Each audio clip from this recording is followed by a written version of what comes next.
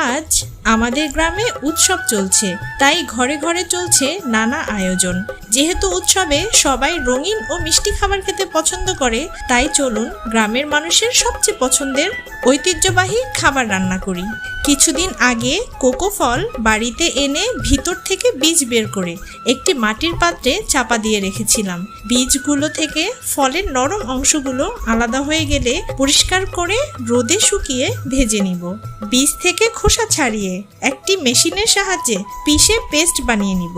একটা বোলে গরম পানি নিয়ে তার উপর দিয়ে দিব চকলেট পেস্টের বোল, সাথে মিশিয়ে নিব চিনি। চকলেট পেস্ট মোল্ডে ঢেলে ঠান্ডা করে বানিয়ে নিব চকলেট। অন্য একটি পাত্রে বাঁশের সবুজ, নরম ও ফ্রেশ পাতা লবণ পানিতে ধুয়ে নিব। 3টি আলাদা বলে 3 রঙের পানি নিব, তাতে ফেলে দিব চাল। এতে চালগুলো 3 রঙে রঙিন হয়ে যাবে। একটি চালনিতে কয়েকটি ডিম ভেঙে নিয়ে কুসুম আলাদা করে নিব। বাঁশের পাতা ভাঁজ করে তাতে প্রথমেই বিছিয়ে দিব চাল, তার উপর ডিমের কুসুম দিয়ে চারপাশে মাংস দিব, সুতা দিয়ে বেঁধে নিব। অন্য পাতায় চালের উপর চকলেট দিয়ে পাতার মোল্ড তৈরি করে নিব।